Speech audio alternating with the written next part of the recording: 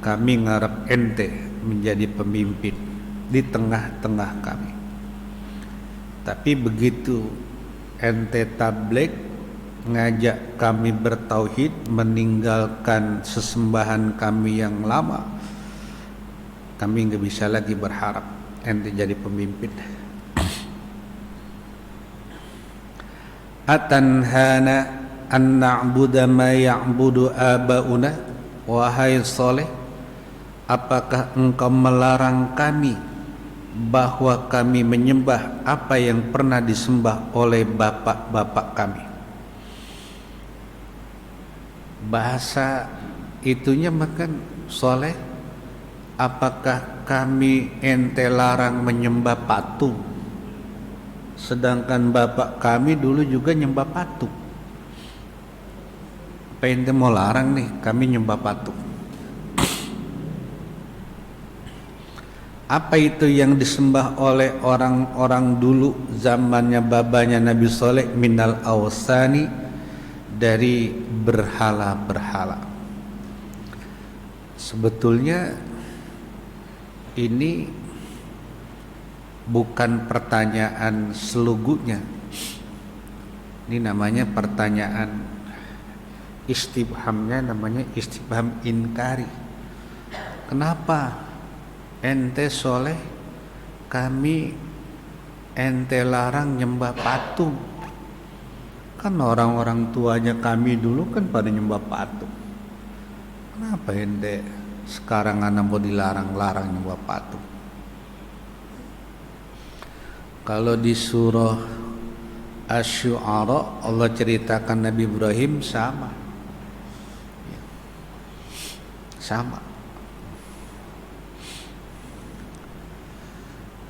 Wa innana lafi syakkim mimma tad'una ilaih, dan bahwasanya kami Soleh sungguh kami berada di dalam keraguan-raguan terhadap apa yang kau ajak kami kepadanya, kepada Allah, minat tauhidi, dari menjalankan agama tauhid.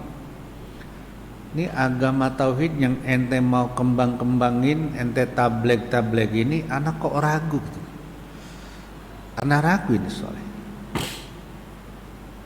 Baru tumben nih ada agama namanya tauhid. Itu umatnya Nabi Sallallahu. Murib ay muqiin fir raibi, kami benar-benar berada di dalam keraguan-raguan. Kalau umatnya Nabi Ibrahim bilang inna wajadna aba'ana kadzalika yaf'alun, gitu. Ibrahim, ente ngajak ana menyembah Allah. Apa itu Allah? Kami kan dari dulu nemuin engkong kami, babak kami, semuanya pada nyembah patung berhala. Jadi udah lama jemaah. Jadi orang tuh taklidul aba, tapi taklidnya taklid batil namanya. Ya kata kita nih, kan mestinya pikiran itu pakai dong. Iya, sebagai anak nih, masa iya sih orang tua nyembah berhala, ente yang pada jadi anak belakangan nyembah berhala juga? Emang pikiran kemana? Mestinya kan nalarnya itu dipakai. Ini enggak, udah taklid namanya, taklid batil, taklid aba, taklid batil. Ya bahasa kitanya Pak, udah ketahuan babak nyembah berhala, masa ngikut sih? Gitu. Jangan dong mestinya. Gitu. Kalau ngikut juga, nah itu namanya taklid batil. Taklid mah taklid, cuman nggak bener, gitu. kita juga taklid sih, cuman kita mah taklidnya insya Allah taklidnya soheh. Yang kita ikutin, kita bertaklid kepada guru-guru kita, ntar guru kita taklid kepada guru-gurunya lagi, sampai kepada ulama, sampai kepada tabi'in, sampai kepada sahabat, dan sampai kepada Nabi kita Muhammad sallallahu alaihi wasallam. Taklid memang kita juga taklid.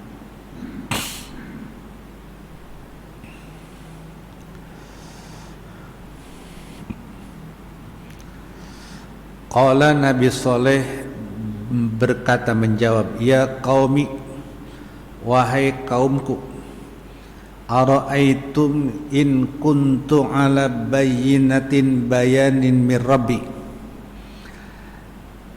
Mohon kasih tahu aku, kata Nabi Saleh kepada umatnya, jika adalah aku dulu berada di atas penjelasan itu datangnya dari Tuhanku Allah, wa atani minhu rahmatan, dan Allah memberikan aku daripadanya itu rahmat. Nah nih, coba nih sekali lagi, kalau kita kagak ngaji tafsir, itu rahmatan ya udah diartiin rahmatan aja. Jadi menurut Syekh Jalalain, rahmatan di sini adalah nubuwatan, kenabian. Allah yang memberikan aku, mengangkat aku jadi nabi. Jangan ente kira anak nabi, anak yang jadi nabi, anak yang pengen. Kagak mungkin lah. Ngimpi juga kagak anak pada jadi nabi. Gak mungkin. Allah, Tuhanku yang angkat aku jadi nabi. Jadilah aku nabi. Bukan kemauan aku, kata Nabi Saleh. Jadi hampir semua nabi-nabi juga begitu. Kebayang aja jadi nabi enggak, apalagi minta-minta aja supaya diangkat jadi nabi. Itu ala bayyinati min rabbi. Walam takun nubuwatun muktasabah walau raqa bil khairi a'la aqabah. Tidak mungkin sama sekali kenabian itu bisa diusahakan, nggak bisa. Orang jadi nabi mau diusahakan pakai apa? Kalau Allah nggak angkat, nggak mungkin jadi. Walau raqa bil khairi a'la aqabah, seandainya ada orang beribadah mantep setinggi gunung Aqabah, ya kalau Allah angkat nggak jadi nabi ya nggak jadi juga. Gitu. Itu masalah nubuwah, kenabian murni, pemberian Allah Ta'ala. Famay yansuruni yamna'uni minallahi azabih, maka siapa yang menolong aku, yang mencegah aku dari Allah, dari azab Allah, in asaituh, jika aku bermaksiat kepada Allah. Ini kalau kata orang usulul fiqh, in asaituh, jika aku bermaksiat kepada Allah, kata Nabi Saleh. Apa iya sih Nabi ngapain? Maksiat gitu ya. Kan Nabi mah maksum. Nabi maksum. Nggak mungkin Nabi maksiat. Sama juga Allah hikayahkan tentang Nabi kita. Di sana Allah ceritakan, la in asyrakta la yahbatanna amaluk. Ya Rasul, seandainya kami ngarep ente menjadi pemimpin di tengah-tengah kami, tapi begitu ente tabligh ngajak kami bertauhid, meninggalkan sesembahan kami yang lama, kami nggak bisa lagi berharap ente jadi pemimpin. Atanhana an na'budu ma ya'budu abauna, wahai Saleh, apakah engkau melarang kami bahwa kami menyembah apa yang pernah disembah oleh bapak-bapak kami. Bahasa itunya makan soleh, apakah kami ente larang menyembah patung, sedangkan bapak kami dulu juga nyembah patung? Apa ente mau larang nih kami nyembah patung? Apa itu yang disembah oleh orang-orang dulu zamannya babanya Nabi Soleh? Minal awsani, dari berhala-berhala. Sebetulnya ini bukan pertanyaan selugunya. Ini namanya pertanyaan istifhamnya, namanya istifham inkari. Kenapa ente soleh kami ente larang nyembah patung? Kan orang-orang tuanya kami dulu kan pada nyembah patung. Kenapa ente sekarang anak mau dilarang-larang nyembah patung?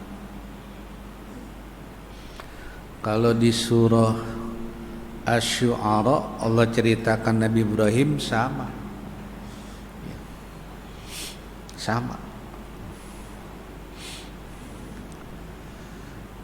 Wa innana lafi syakkim mimma tad'una ilaih, dan bahwasanya kami soleh sungguh kami berada di dalam keraguan-raguan terhadap apa yang kau ajak kami kepadanya, kepada Allah, minat tauhidi, dari menjalankan agama tauhid.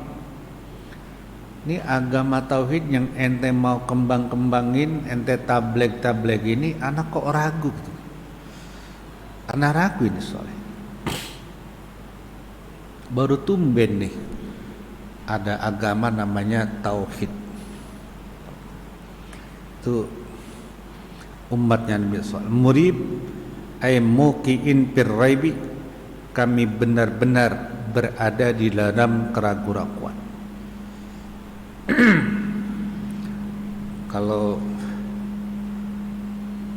umatnya Nabi Ibrahim bilang inna wajadna aba'ana kadzalika yaf'alun, gitu. Ibrahim, ente ngajak ana menyembah Allah. Apa itu Allah? Kami kan dari dulu nemuin engkong kami, babak-babak kami, semuanya pada nyembah patung berhala. Jadi udah lama jamaah. Jadi orang tuh taklidul aba, tapi taklidnya taklid batil namanya. Ya kata kita nih, kan mestinya pikiran itu pakai dong. Iya, sebagai anak nih, masa iya sih orang tua nyembah berhala, ente yang pada jadi anak belakangan nyembah berhala juga? Emang pikiran kemana? Mestinya kan nalarnya itu dipakai. Ini enggak, udah taklid namanya, taklid batil, taklid aba, taklid batil. Ya bahasa kitanya Pak, udah ketahuan babak nyembah berhala, masa ngikut sih? Gitu. Jangan dong mestinya. Gitu. Kalau ngikut juga, nah itu namanya taklid batil. Taklid mah taklid, cuman nggak bener, gitu. Kita juga taklid sih, cuman kita mah taklidnya insya Allah taklidnya soheh. Yang kita ikutin, kita bertaklid kepada guru-guru kita. Ntar guru kita taklid kepada guru-gurunya lagi, sampai kepada ulama, sampai kepada tabi'in, sampai kepada sahabat, dan sampai kepada Nabi kita Muhammad sallallahu alaihi wasallam. Taklid emang kita juga taklid.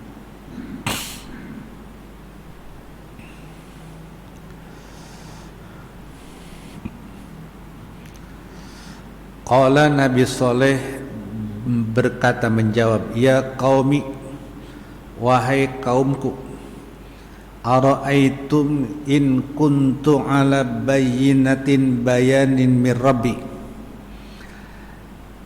Mohon kasih tahu aku, kata Nabi Saleh kepada umatnya, jika adalah aku dulu berada di atas penjelasan itu datangnya dari Tuhanku Allah, wa atani minhu rahmatan, dan Allah memberikan aku daripadanya itu rahmat. Nah nih, coba nih sekali lagi, kalau kita kagak ngaji tafsir, itu rahmatan ya udah diartiin rahmatan aja. Jadi menurut Syekh Jalalain, rahmatan di sini adalah nubuwatan, kenabian. Allah yang memberikan aku, mengangkat aku jadi nabi. Jangan ente kira anak nabi, anak yang jadi nabi, anak yang pengen. Kagak mungkin lah. Ngimpi juga kagak anak pada jadi nabi. Nggak mungkin. Allah, Tuhanku yang angkat aku jadi nabi. Jadilah aku nabi. Bukan kemauan aku, kata Nabi Saleh. Jadi hampir semua nabi-nabi juga begitu. Kebayang aja jadi nabi enggak. Apalagi minta-minta aja supaya diangkat jadi nabi. Itu. Ala bayyinati min rabbi. Walam takun nubuwatan, walam takun nubuwatun muktasabah, walau raqa bil khairi a'la aqabah. Tidak mungkin sama sekali kenabian itu bisa diusahakan, nggak bisa. Orang jadi nabi mau diusahakan pakai apa? Kalau Allah nggak angkat, nggak mungkin jadi. Walau raqa bil khairi a'la aqabah, seandainya ada orang beribadah mantep setinggi gunung Aqabah, ya kalau Allah angkat nggak jadi nabi ya nggak jadi juga. Gitu. Itu masalah nubuwah, kenabian murni pemberian Allah Ta'ala.